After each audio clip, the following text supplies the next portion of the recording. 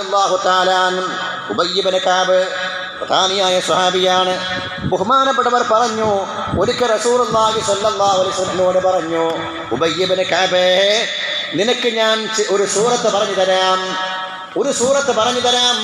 അങ്ങനെയുള്ള ഒരു സൂറത്ത് തൗറാത്തിൽ ഇറങ്ങിയിട്ടില്ല, സബൂറിൽ ഇറങ്ങിയിട്ടില്ല, ഇൻജീലിലും വന്നിട്ടില്ല. വലാ ഫിൽ ഖുർആനി മിസ്ലുഹാ, പരിശുദ്ധ ഖുർആനിൽ പോലും അത്തരം ഒരു സൂറത്ത് ഇല്ല. അങ്ങനെയുള്ള ഒരു സൂറത്തുണ്ട്, ഖുർആനിൽ പോലും അതിന് സമാനമായ മറ്റൊരു സൂറത്തില്ല. ഞാൻ പറഞ്ഞു, നബിയേ, ബലാ യാ റസൂലല്ലാഹ്, ഒന്ന് പറയൂ പ്രവാചകരെ, ഏതാണ് ആ സൂറത്ത്? നബി സല്ലല്ലാഹു അലൈഹി വസല്ലം പറഞ്ഞു, ഞാൻ ഈ പള്ളിയുടെ പുറത്തേക്ക് വാതിലിലൂടെ പുറത്തു പോകുമ്പോൾ എന്നോട് ഞാൻ പറയാൻ കഴിഞ്ഞേക്കാം. എന്നിട്ട് ഉബയ്യ് ഇബ്നു കഅബ് റളിയല്ലാഹു അൻഹു പറയാണ്, റസൂലുള്ളാഹി എൻ്റെ കൈ പിടിച്ചെഴുന്നേറ്റു, എന്നോട് ഇങ്ങനെ പലതും സംസാരിക്കുന്നുണ്ട്. എൻ്റെ കൈ റസൂലുള്ളാഹിയുടെ കയ്യിലാണ്. ഞാൻ ഈ സൂറത്ത് പറഞ്ഞു തരും മുമ്പ് പള്ളിയുടെ പുറത്തേക്ക് പോകുമോ എന്ന് പേടിച്ചിട്ട് ഞാൻ നടത്തം മെല്ലെ നടക്കാൻ തുടങ്ങി.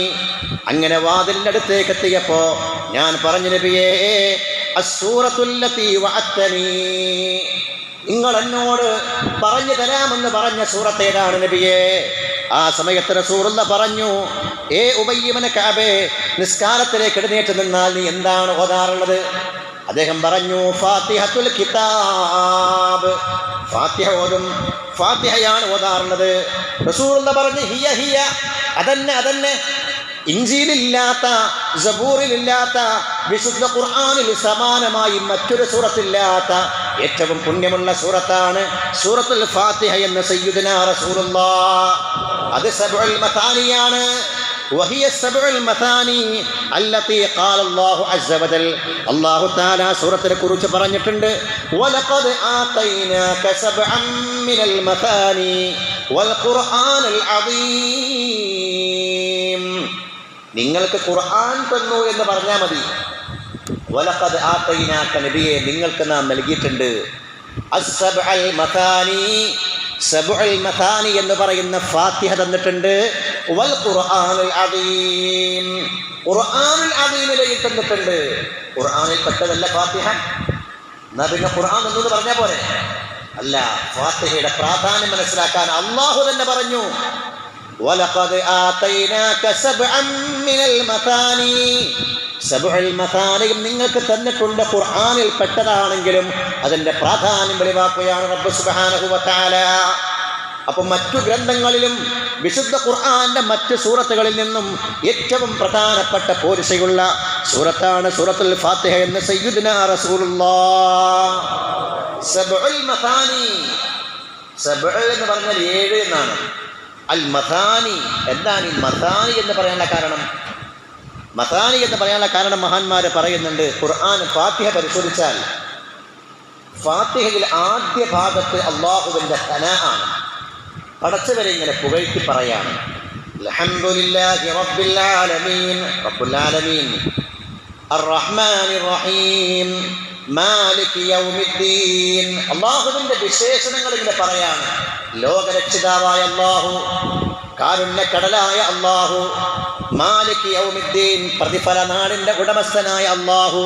അല്ലാഹുവിൻ്റെ സനാ ആണ് അതിൻ്റെ തുടക്കം. പിന്നെ റബ്ബിനോട് നമ്മൾ തരാൻ വേണ്ടി ആവശ്യപ്പെടുകയാണ്.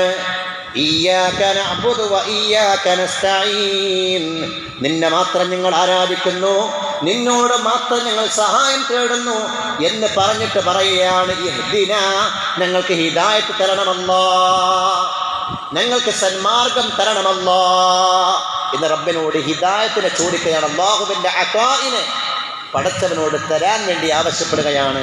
ഇങ്ങനെ സനാവും അല്ലാഹുവിൻ്റെ അതാവും പറയുന്ന രണ്ടായി പറയുന്നത് കൊണ്ടാണ് അൽ മഥാനി, 2 പ്രാവശ്യം 2 ഘട്ടം, അങ്ങനെയുള്ള 7 ആയത്തുകൾ എന്ന അർത്ഥത്തിൽ സബ്ഉൽ മഥാനി എന്ന പേര് വന്നത്.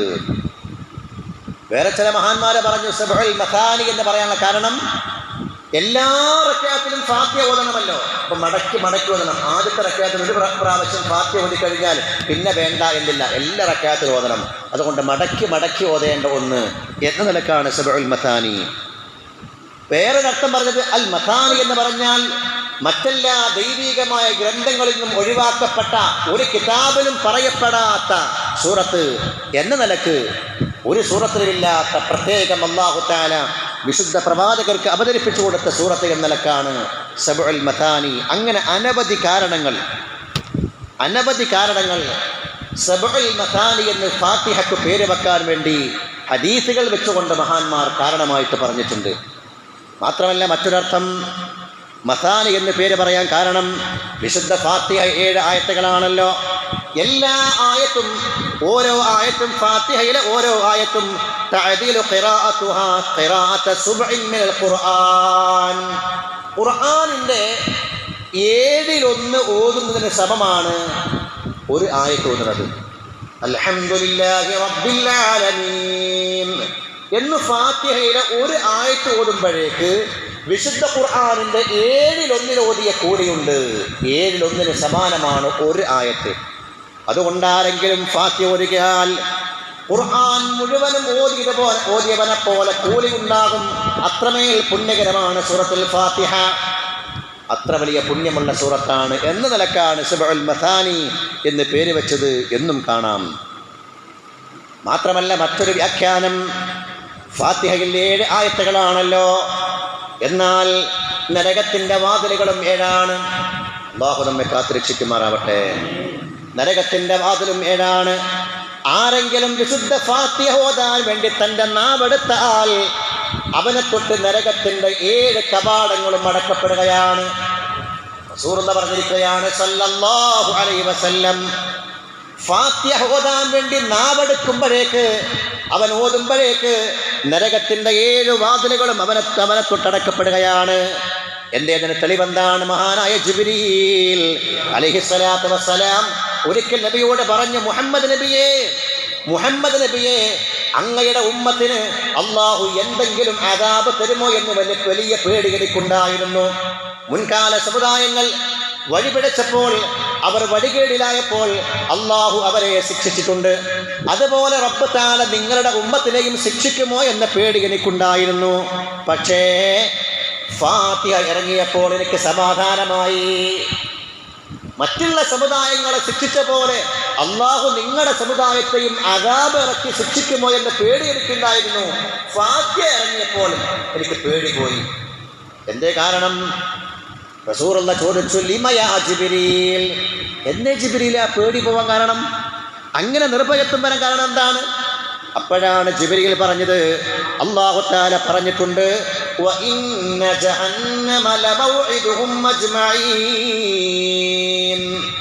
നരകം വിശ്വാസികളല്ലാത്ത ആളുകൾക്ക് അല്ലാഹു തആല പറയുന്ന നരകം, ആ നരകം ലഹാ സബ്അതു അബ്വാബ്, ആ നരകത്തിന് 7 വാതിലുകളുണ്ട്. ലികുല്ലി ബാബിൻ മിൻഹും ജുസ്ഉം മഖ്സൂം. ഓരോ വാതിലിനും, നരകത്തിന്റെ 7 വാതിലുകളിൽ നിന്ന് ഓരോ വാതിലിനും അതിനുവേണ്ടി തരംതിരിക്കപ്പെട്ട പ്രത്യേക വിഭാഗം, പ്രത്യേകമായ ഭാഗമുണ്ട്. എന്നാൽ ഫാത്തിഹ 7 ആയത്തുകളാണ്. ആ 7 ആയത്തുകൾ ഖുർആനികമായ ഫാത്തിഹ ആരെങ്കിലും ഓതിയാൽ സ്വാറത് കുല്ലു ആയത്തിൻ തബഖൻ അലാ ബാബിൻ മിൻ അബ്വാബി ജഹന്നം. ഓരോ ആയത്തും നരകത്തിന്റെ 7 വാതിലുകളുടെ മേൽ വന്നിട്ട് അടഞ്ഞു കിടക്കും. ഓരോ ആയത്തും ഓരോ വാതിലിന്റെ മീതെ വന്നിട്ട് അങ്ങ് തല്ലിയിട്ടതിന് അടഞ്ഞു കിടക്കും. അങ്ങനെ ഫതമുറു ഉമ്മത്തുക അലൈഹാ മിൻഹാ സാലിമീൻ. അങ്ങനെ പരിശുദ്ധമായ ഫാത്തിഹ ഓതുന്ന അങ്ങയുടെ ഉമ്മത്ത് നരകത്തിന്റെ കവാടങ്ങളിലേക്ക് പ്രവേശിക്കാതെ അവൻ രക്ഷപ്പെട്ടുകൊണ്ട് സുരക്ഷിതനായി മുന്നോട്ട് പോകുമെന്ന് മുഹമ്മദ് റസൂലുള്ളാഹി തങ്ങളോട് മുഖറബായ മലക്ക് ജിബ്രീൽ. സൂറത്തുൽ ഫാത്തിഹ ഓതുന്നവർക്കുള്ള പ്രാധാന്യം അത്ര പുണ്യമുള്ള ഒന്നാണ് സൂറത്തുൽ ഫാത്തിഹ. മുഅ്മിനീങ്ങളെ, തഫ്സീറിന്റെ കിതാബുകൾ പരിശോധിച്ചാൽ അനവധി പേരുകൾ, ഫാത്തിഹയ്ക്ക് അനവധി പേരുകൾ കാണാൻ കഴിയും. ഫാത്തിഹത്തുൽ കിതാബ്, വിശുദ്ധമായ കിതാബിൻ്റെ ഖുർആനിൻ്റെ തുടക്കം, ആദ്യത്തെ മുസ്ഹഫിലെ ആദ്യത്തെ സൂറത്ത് എന്ന നിലക്ക് ഫാത്തിഹ തുടക്കത്തിലുള്ളത് എന്നർത്ഥം. സൂറത്തുൽ ഹംദ്, അൽഹംദുലില്ലാഹി റബ്ബിൽ ആലമീൻ എന്ന വാക്ക് വരുന്നത് കൊണ്ട് സൂറത്തുൽ ഹംദ് എന്ന പേര് സൂറത്തുൽ ഫാത്തിഹക്കുണ്ട്.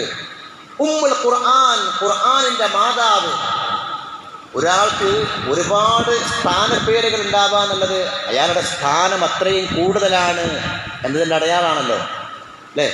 സ്ഥാനങ്ങൾ കൂടുമ്പോഴാണല്ലോ സ്ഥാനപ്പേരുകൾ കൂടുക. അപ്പോൾ ഫാത്തിഹയ്ക്ക് ഇത്ര പേരുകളുണ്ടെന്ന് പറയുമ്പോൾ അത് ആ സൂറത്തുൽ ഫാത്തിഹയുടെ പ്രാധാന്യമാണ് വിളിച്ചു വരുന്നത്. ഉമ്മുൽ ഖുർആൻ, ഖുർആനിൻ്റെ മാതാവ്.